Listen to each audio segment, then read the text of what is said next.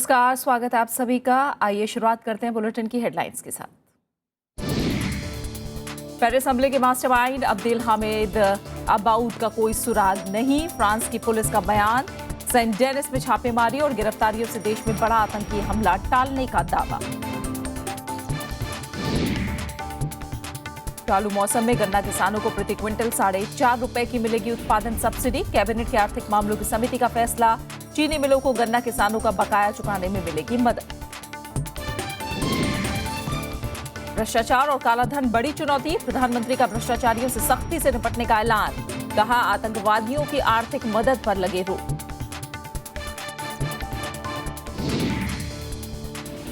Delhi cabinet में जन Lokpal bill pass, चपरासी से लेकर मुख्यमंत्री तक सभी होंगे दायरे में, मौजूदा सत्र में हो सकता है पेश।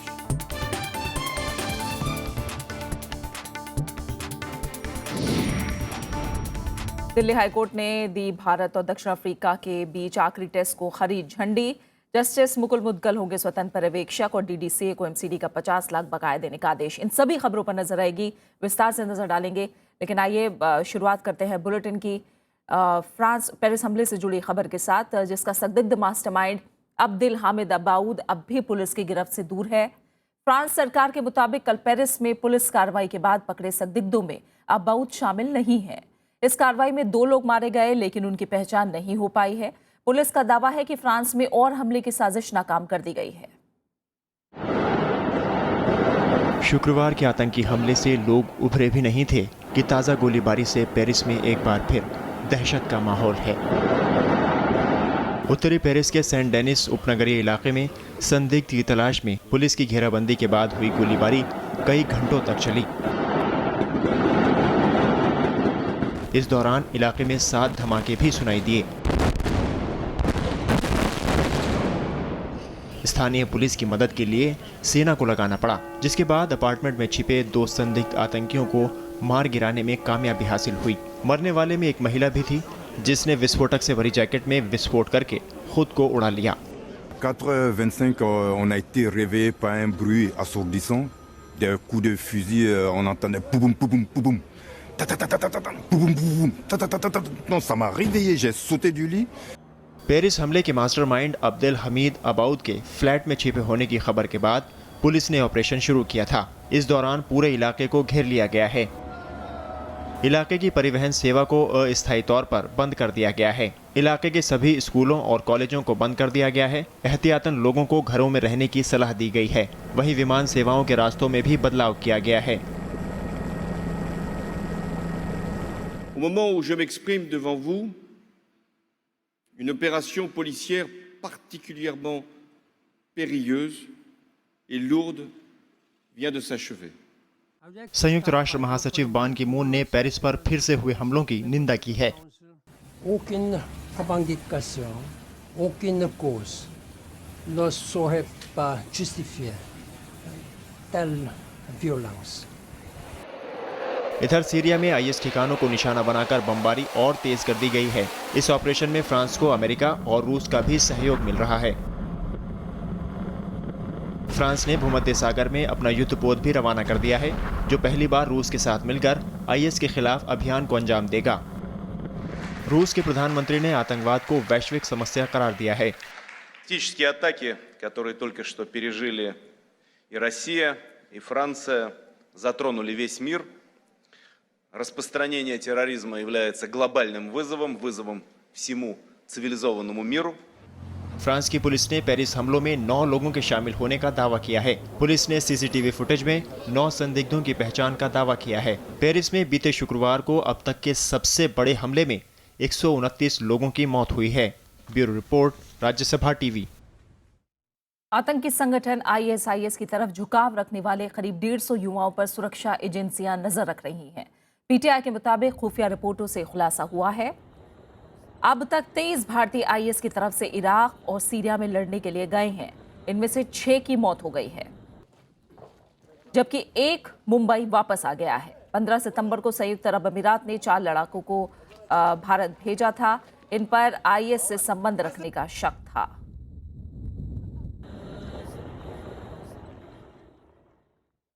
लश्कर आतंकी डेविड कोलमन हेडली को 26/11 मुंबई हमले में आरोपी बनाया गया है। मुंबई की एक अदालत ने हेडली को 10 दिसंबर को कोर्ट के सामने पेश करने का आदेश दिया। मुंबई पुलिस ने 8 अक्टूबर को इसकी अर्जी दी थी। हेडली फिलहाल अमेरिका की जेल में 35 साल की सजा काट रहा है। हेडली ने 2006 और 2008 में 5 बार मुंबई की रेकी की थी और इसी आधार पर लश्कर के 10 आतंकवादियों ने 26 नवंबर 2008 को मुंबई में हमला किया था। इसमें 166 लोग मारे गए थे। Our contention and court has ordered that David Headley should be produced before this court through video link on 10 December. प्रधानमंत्री नरेंद्र मोदी ने भ्रष्टाचार और काले धन को देश के लिए बड़ी चुनौती बताया है। दिल्ली में कल हुई सीबीआई के सम्मेलन में उन्होंने कहा कि केंद्र सरकार भ्रष्टाचार से सख्ती से निपट रही है और काले धन पर लगाम लगाने के लिए कई कदम उठाए जा रहे हैं। प्रधानमंत्री ने अंतर्राष्ट्रीय सुरक्षा एजेंसियों के बीच सहयोग बढ़ाने और आतंकवादियों को वित्तीय मदद देने वालों पर आर्थिक प्रतिबंध की हिमायत भी की। दिल्ली के विज्ञान भवन में सीबीआई के कार्यक्रम में प्रधानमंत्री नरेंद्र मोदी ने कहा कि काले धन पर जानकारी जुटाई जा रही है। भ्रष्टाचार से हासिल धन को विदेशों से लाने के लिए कई कदम उठाए जा रहे हैं, लेकिन मौजूदा व्यवस्था को और पारदर्शी बनाना जरूरी है। Our government has taken significant steps to check corruption and the means of black money in a short span of time. The very first day that we assumed office, we constituted a special investigation team under the supervision of the Supreme Court to look into the issue. प्रधानमंत्री ने भ्रष्टाचार से सख्ती से निपटने की बात कही। उन्होंने कहा कि समृद्ध देश बनाने के लिए भ्रष्टाचार को खत्म करना जरूरी है। उन्होंने आतंकवाद को विकास में बाधक बताया और आतंकी गुटों को वित्तीय मदद करने वालों के खिलाफ आर्थिक प्रतिबंध लगाने पर जोर दिया। The dastardly acts committed in Paris a few days ago are a grim reminder that terrorists have shown remarkable flexibility and adaptability in meeting their funding requirements. Disrupting fund flows constraints the capabilities of terrorists and reduce their ability to execute attacks. प्रधानमंत्री ने कहा कि आतंकवादी मादक पदार्थों की तस्करी, अवैध वसूली, जाली मुद्रा और कुछ देशों की ओर से प्रायोजित गतिविधियों के जरिए धन की व्यवस्था करते हैं। उनकी वित्तीय मदद रुकने से आतंकवादियों पर लगाम लगेगी और उनकी हमले को अंजाम देने की क्षमता कम होगी। Bureau report, Rajya Sabha TV. CCEA की कल हुई बैठक में गन्ना किसानों को राहत से जुड़ा बड़ा फैसला किया गया। इसके तहत गन्ना किसानों को चालू मौसम में प्रति क्विंटल 4.5 रुपए की दर से उत्पादन से जुड़ी सब्सिडी दी जाएगी। बैठक में बुनियादी ढांचे में सुधार के मद्देनजर लंबित पड़ी कई रेल और सड़क परियोजनाओं को भी मंजूरी दी गई। सरकार ने कोल इंडिया लिमिटेड में 10% भागीदारी को बेचने का भी फैसला किया है। कैबिनेट की बैठक में फैसला लिया गया कि लंबे समय से अटकी पड़ी 34 सड़क परियोजनाओं को जल्द पूरा किया जाए। बैठक में बिहार के मुंगेर में गंगा नदी पर पुल निर्माण को जल्द पूरा करने के लिए और अधिक धन आवंटित किया गया। With this approval today of the revised project cost of 2,774 crore rupees for the construction of this rail-cum-road bridge over Ganga at Munger, we believe this project will get a significant boost and kickstart development in Bihar. Cabinet ने कोल India की 10% हिस्सेदारी बेचने को भी मंजूरी दे दी है। इससे सरकार को करीब 20,000 करोड़ रुपए मिलने की उम्मीद है। इसके अलावा हैदराबाद में बायोमेडिकल रिसर्च सेंटर की स्थापना, अपराध अन्वेषण परियोजना का विस्तार और छोटे उद्योगों के लिए ब्याज निर्धारण से जुड़ी एक्सपोर्ट इंटरेस्ट सबवेंशन स्कीम को मंजूरी दी गई। इसके अलावा कैबिनेट ने जम्मू कश्मीर में विस्थापितों के पुनर्वास और रोजगार से जुड़ी मदद बढ़ाने का भी फैसला लिया। The cabinet today resolved that there will be 3,000 additional jobs made available for the Kashmiri Pandit community. There will also be a provision for providing them 6,000 houses to all these people who take up these jobs. सरकार ने चीनी उत्पादन से जुड़ी subsidy सीधे गन्ना किसानों को देने का फैसला किया है। इससे चीनी मिलों पर बकाया किसानों का गन्ना मूल्य भुगतान हो सकेगा। इसके अलावा सीसीए ने रेल से जुड़ी कई परियोजनाओं को भी मंजूरी दे दी। विशाल दहिया, राज्यसभा टीवी। देश में दूसरी हरित क्रांति लाने के लिए केंद्र सरकार व्यापक रणनीति पर काम कर रही है। इस दिशा में जल्द ही नई उर्वरक नीति जारी की जाएगी। इसमें कृषि रसायनों के उपयोग को बढ़ावा देने की योजना भी शामिल होगी। खेती की उत्पादकता को बढ़ाने के लिए सरकार किसानों को सस्ते दामों पर उर्वरक मुहैया कराएगी। इसके साथ ही किसानों के बीच कीटनाशक जैसे कृषि रसायनों के इस्तेमाल को बढ़ावा देने के लिए भी कोशिश की जाएगी। जल्द ही जारी होने वाली नई उर्वरक नीति में इसकी झलक मिल सकती है। भारत में औसतन प्रति हेक्टेयर सिर्फ 600 ग्राम कृषि रसायनों का इस्तेमाल होता है। If you talk of plant protection, all your insecticides are chemicals. If you talk of mulching, it's chemicals. Your greenhouses are chemical. Your shade nets are chemicals. If you talk about post-harvest management, it's impossible without chemicals because all the handling devices are made of chemicals. संसद की कृषि संबंधी स्थायी समिति ने भी विशेषज्ञों, अलग अलग संस्थानों और लोगों से पैदावार बढ़ाने के तरीकों पर सुझाव मांगे हैं। इसमें भौगोलिक जरूरतों के लिहाज से उर्वरकों और कृषि रसायनों के इस्तेमाल से जुड़ी जानकारियों पर खास तौर से सुझाव मांगे गए हैं। वो विषय है और वो उसमें एनजीओ को और अन्य लोगों को भी आमंत्रित किया गया है कि वो अपनी राय वो कृषि समिति के सामने रखे, जिससे कि पार्लियामेंट में हम रिपोर्ट पेश कर सकें। किसान उत्पादकता बढ़ाने के लिए फसलों के नए प्रकार और सिंचाई साधनों के विस्तार की मांग कर रहे हैं। सेकंड ग्रीन रिवॉल्यूशन की बात करते हैं, हमें प्राकृतिक संसाधनों पर आधारित कृषि के मॉडल की जरूरत है। देश को फार्मर सेंट्रिक एग्रीकल्चर मॉडल चाहिए। 2014-15 में देश में अनाज उत्पादन घटा है। इस साल अनाज उत्पादन अनुमान से करीब 5% घटकर 25.2 करोड़ टन रहा, जबकि 2013-14 में देश में खाद्यान्न की पैदावार 26.5 करोड़ टन रही। गेहूं का उत्पादन भी बीते साल के मुकाबले 50 लाख टन कम रहा, जबकि दलहन के उत्पादन में 18 लाख टन की कमी आई। कृषि विकास को रफ्तार देने के लिए प्रधानमंत्री नरेंद्र मोदी ने भी दूसरी हरित क्रांति को जरूरी बताया था। Kriti Mishra, Rajya Sabha TV. Supreme court ने केंद्र सरकार को कॉलेजियम सिस्टम के तहत जजों की नियुक्ति के लिए मसौदा तैयार करने को कहा है। कोर्ट में कल कॉलेजियम सिस्टम में पारदर्शिता के लिए आए सुझावों पर सुनवाई हुई। इसके बाद कानून मंत्रालय को सुझावों पर गौर करके जवाब दाखिल करने को कहा गया। कानून मंत्रालय को आम लोगों से करीब 3500 सुझाव मिले हैं। वहीं सरकार ने कॉलेजियम में लिए गए फैसलों को आरटीआई के तहत लाने का सुझाव दिया। सरकार ने कहा कि जज बनने वालों को यह बताना चाहिए कि क्या उनके पास किसी राजनीतिक दल की सदस्यता है। इसके अलावा जजों की नियुक्ति के लिए नियम बनने चाहिए। सुनवाई आज भी जारी रहेगी। अटॉर्नी जनरल की तरफ से कहा गया कि सिर्फ नॉमिनेशन जो कॉलेजियम के जजेस हैं उन्हीं की तरफ से नहीं, गवर्नमेंट की तरफ से भी आने चाहिए। और अगर राज्य के लेवल पे है तो सीएम और गवर्नर को भी सजेशंस आ सकते हैं। तो ये था कि ज़्यादा से ज़्यादा मेरिटोरियस, गवर्नमेंट ने कहा कि कोशिश ये होनी चाहिए कि ज़्यादा से ज़्यादा मेरिटोरियस जजेस के लिए कैंडिडेट कैसे आएँ और ब्रॉड रेंज से आएँ। और अब बने रहिए हमारे साथ, लौट रहे हैं एक छोटे से ब्रेक के बाद।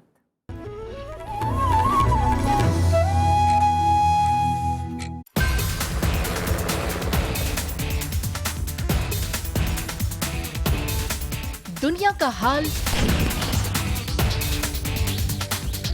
राजनीति की चाल,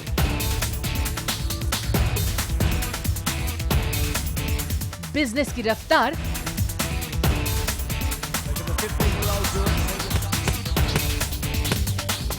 खेल का धमाल, दिन की शुरुआत खबरों के साथ। देखिए हर रोज सुबह 9 बजे सिर्फ राज्यसभा टीवी पर। आपका मुद्दा,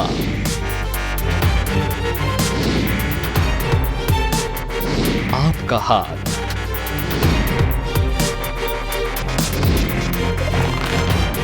सरकार तक पहुंचेगा आपका सवाल।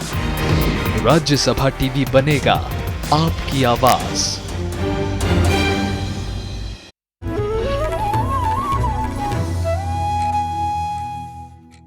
बीजेपी कांग्रेस नेता मणिशंकर अय्यर और सलमान खुर्शीद के बयान से खासी नाराज है और इस मामले में कांग्रेस अध्यक्ष सोनिया गांधी से माफी की मांग की है।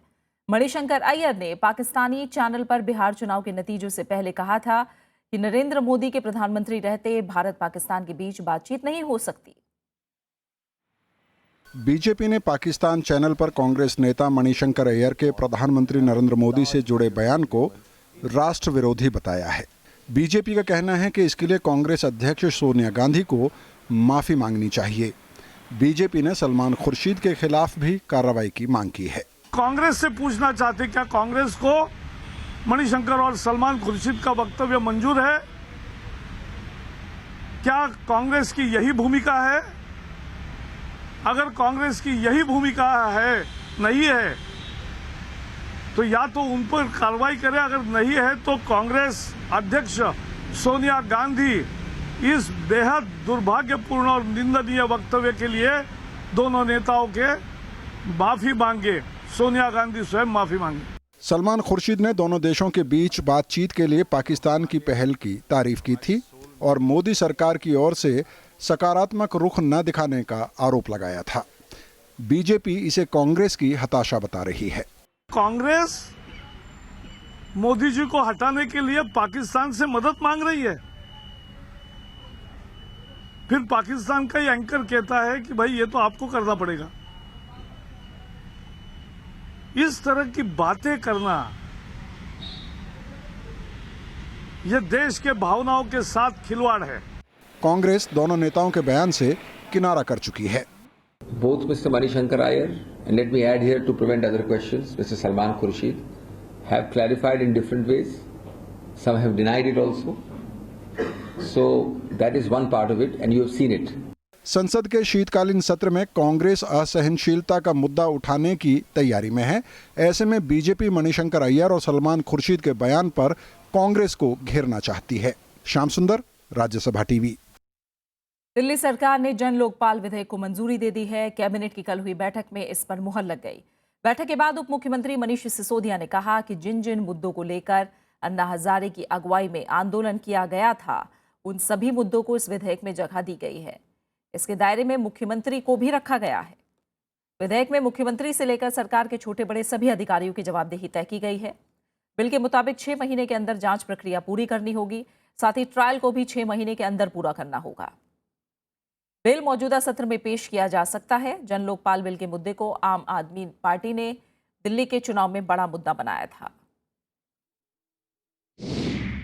एक स्ट्रिक्ट लोकपाल जो बहुत करप्शन के प्रति सिर्फ एक स्लोगन की तरह ना हो, करप्शन के खिलाफ, और सिर्फ औपचारिकता भर ना हो, जिसमें करप्शन के खिलाफ एक्शन भी हो सके, ऐसा लोकपाल बिल लाने की बात की गई थी उस आंदोलन में।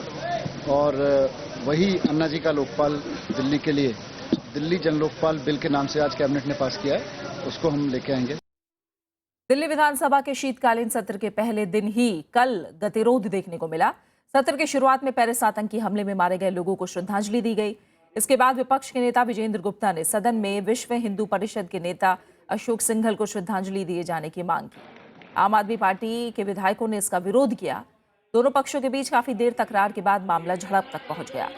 स्पीकर राम निवास गोयल ने हस्तक्षेप करते हुए कहा कि सदन में सिंघल को श्रद्धांजलि देना मुमकिन नहीं है। स्पीकर ने कहा कि सिंघल किसी संवैधानिक पद पर नहीं थे।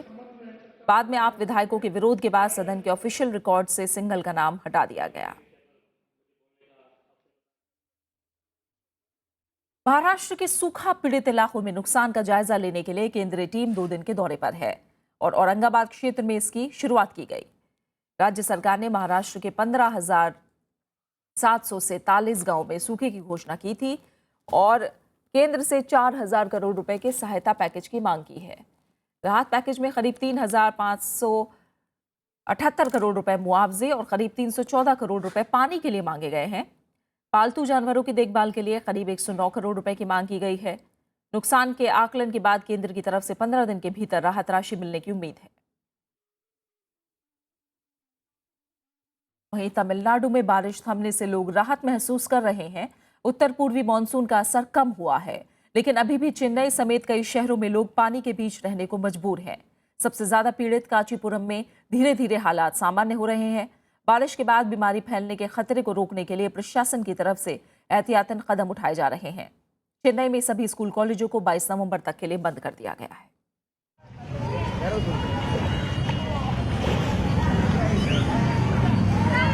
बीते एक हफ्ते के दौरान हुई भारी बारिश से तमिलनाडु के कई इलाकों में लाखों लोग पानी के बीच रहने को मजबूर हैं। उत्तर पूर्वी मानसून का असर कम हुआ है, लेकिन राज्य के कई शहर पानी में डूबे हैं। सड़कों पर कई फीट पानी है और लोग घरों की छत पर रहने को मजबूर हैं।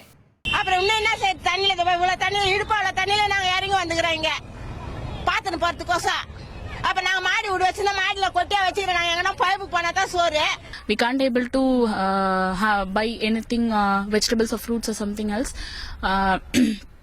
We are facing very hectic situation. The situation is getting very worse.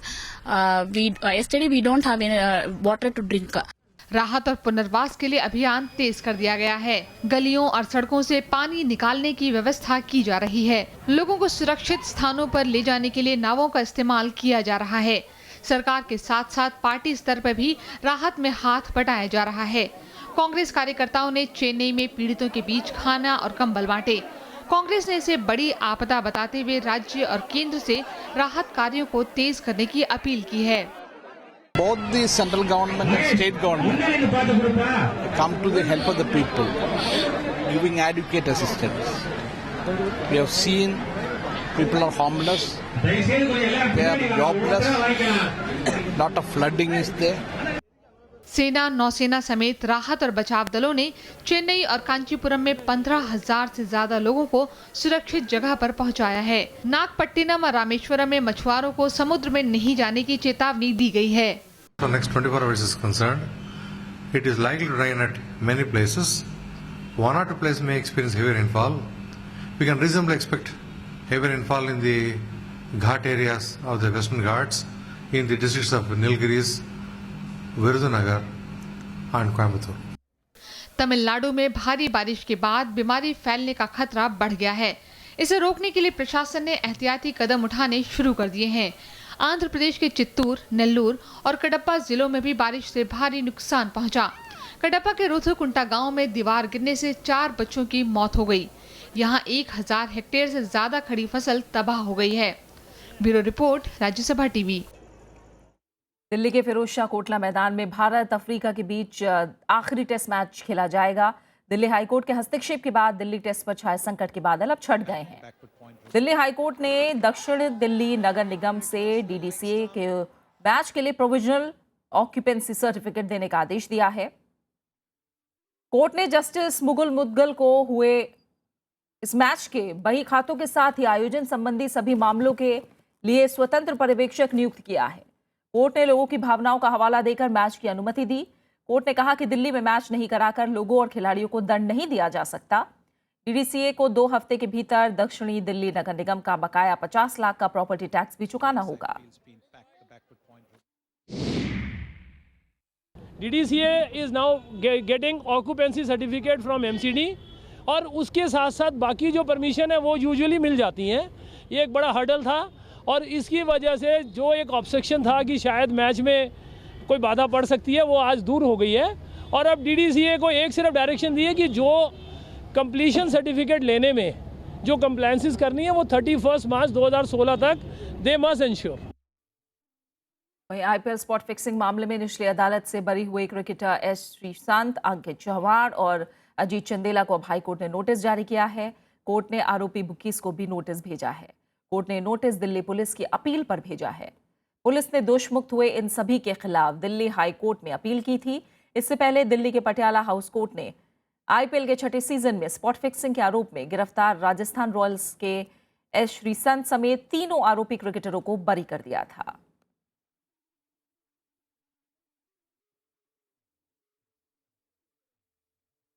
Philippines की राजधानी मनीला में एशिया प्रशांत आर्थिक शिखर सम्मेलन में अमेरिका, चीन, जापान, ऑस्ट्रेलिया, कनाडा समेत 15 देशों से राष्ट्राध्यक्ष भाग ले रहे हैं।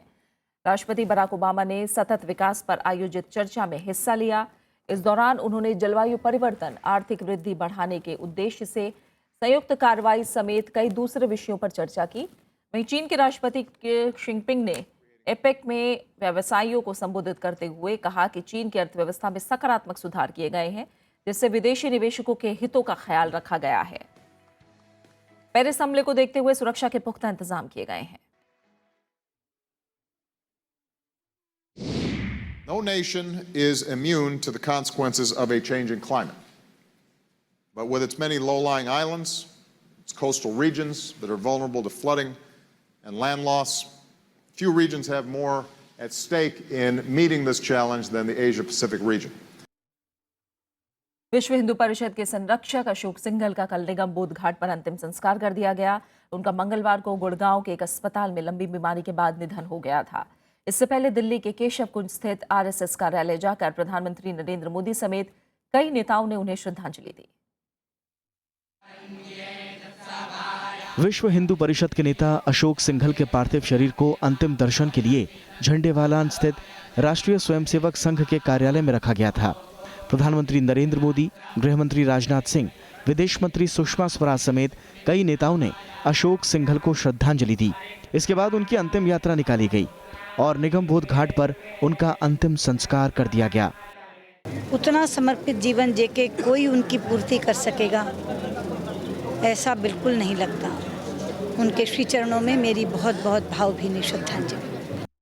और भारतवर्ष में रहने वाला हर व्यक्ति, हर धर्म का, हर जात का और मजबूत बन सकता है, उस मार्ग पर चलने की कोशिश करेंगे।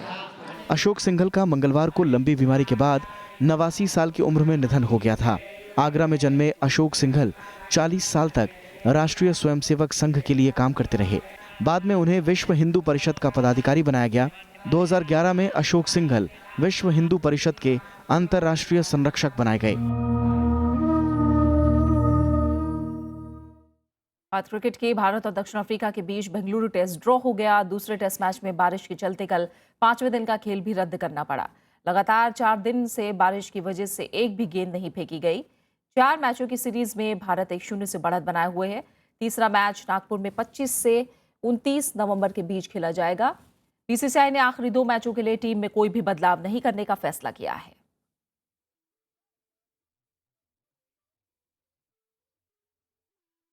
और अब आखिर में एक नजर हेडलाइंस पर। पेरिस हमले के मास्टरमाइंड अब्देल हामिद अबाउद का कोई सुराग नहीं। फ्रांस की पुलिस का बयान। सेंट डेनिस में छापेमारी और गिरफ्तारियों से देश में बड़ा आतंकी हमला टालने का दावा। चालू मौसम में गन्ना किसानों को प्रति क्विंटल 4.5 रुपए की मिलेगी उत्पादन सब्सिडी। कैबिनेट की आर्थिक मामलों की समिति का फैसला। चीनी मिलों को गन्ना किसानों का बकाया चुकाने में मिलेगी मदद।